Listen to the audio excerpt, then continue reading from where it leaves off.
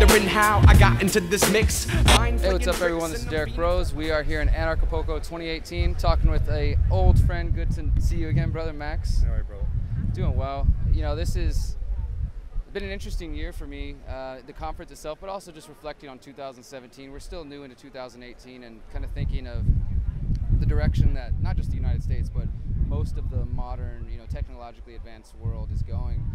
A lot of my journalism focuses on surveillance technology, specifically looking at the increasing biometrics, facial recognition scanning that has been pushed through the whole Trump anti-immigration thing that people are accepting because now they're afraid of immigrants. Before it was they're afraid of terrorism, so they'll accept, loss of liberties. Now it's like stop the Mexicans, so build a wall.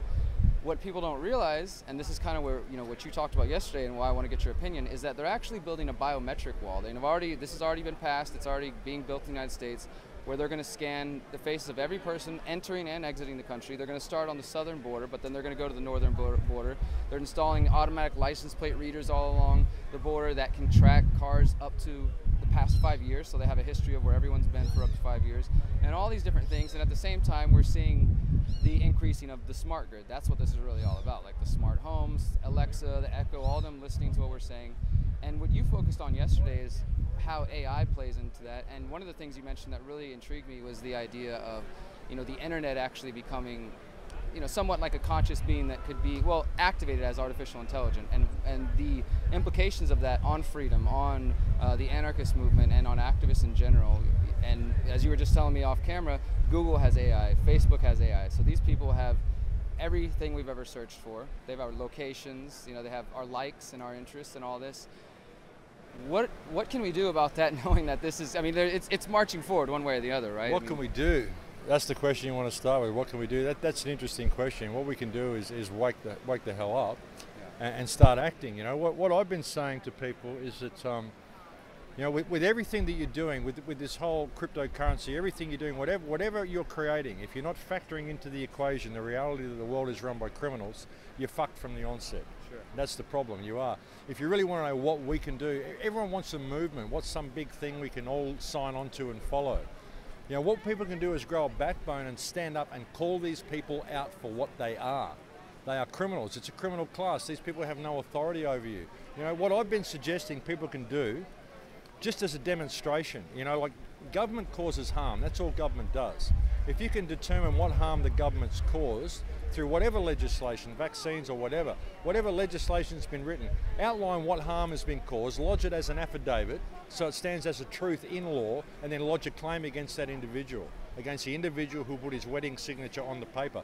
While we have a chance to still get some liability happening, you probably won't get anywhere, and that will be a great demonstration that there is no law on this earth. There is no law. These people are criminals. And these people, they're signing legislation into so-called law which is causing harm. They're all in abuse of the office that they hold. They have no power to do what they're doing. They get into these positions of power. They abuse their office to give themselves powers they don't have, and we don't call it. That's the only solution, is to call this out for what it is. These criminals, how do you have the right to inflict this stuff on me? The government claims it gets the power from the people, but I do not have the power to enact legislation that causes harm. So how do you claim to get that power from me? Sure. You don't. So you're assigning yourself powers you don't have. So you need to remove the office. And by the way, didn't you sign the AIPAC treaty? Didn't you sign the AIPAC treaty, which indicates you're supporting a nation which is carrying out breaches of Article 33 of the Fourth Geneva Convention, i.e. war crimes? So you're also a war criminal under your own law. So let's examine the validity of you and the legislation you write, and how you even dare to inflict that on me, because you're a war criminal under your own legislation. So fuck off. Who the fuck are you people? You have no authority over us. And if you claim I cannot press these charges against you, then thank you for confirming for everybody that there is no law, and we need to revert to natural law, which means you will suffer the consequences of your actions. And the consequences are that I am angry. I am angry, and it is righteous, wholesome anger that I have every right to feel. That's what will change the world. Absolutely. When people stand up and get a backbone and do this and call these criminals out for what they are. You don't have to do what they say. They write all this stuff down and it's all bullshit. They make it up. They don't have the power to do what they do. Absolutely. And that is the solution. I like that idea, and essentially what you're saying is use their own court systems, allow them to prove that it's a farce. That it's a fraud. And then people hopefully through that, like, well, and I think we've seen that in some instances. But one other thing, back to the technology side of things, is, and I know that you aren't anti-technology, you're not like a primitivist trying to take people backward, and neither am I, but I definitely recognize that technology is a tool, sure, but in the hands of governments, these corrupt people, these psychopaths that we were just describing, these war criminals, they're using it to restrict our freedoms, all these different things that we've covered before. And in the hands of, say, the hackers or the anarchists, they try to create counter-technology. I tend to believe that we're at a point in history now where we're just going to see competing technology, whether it's for the good of the people or for control and dominance, and that's going to be, unfortunately, an ongoing battle. Unless all of a sudden all the technology disappears, there's no way that it's going to stop. I mean, well, we don't need the technology to disappear. We just got to look at where it's being led. See what's going on with the cryptocurrencies and the blockchain. This is all really valuable stuff that could lead us to a really good point. But we've got to, like I said, take into account that over the top of that is this criminal cacistocracy that is running things. You've got to factor that into everything. And they're going to co-opt it and lead it to where they want. And how they're doing that is with the introduction of the Internet of Things, the IoT. Because once it becomes where you don't need checkouts and stuff, everything's got a microchip, it's all monitored, it's all digital, it's all automatic, that's all very well, and that could work in an honest system, could be great. But when they're able to have this all in place, they start bringing in a social crediting system like they've done in China, whereby if you dissent against the government, suddenly you find that you're not qualified to purchase airline tickets, you're not qualified to purchase certain things. So that's how they do it, they limit your purchasing power by your person, what the personal views of your person are. And in that situation, it doesn't matter how much cryptocurrency you got in the bank. If you can't buy stuff because you're not qualified to buy it, then you're pushed outside the system and you're pushed into the smart prison system by default. You become an undesirable. So that's the way it's going. That's what the Internet of Things is all about. And unfortunately, all they need to pull this off is for all currency to go digital.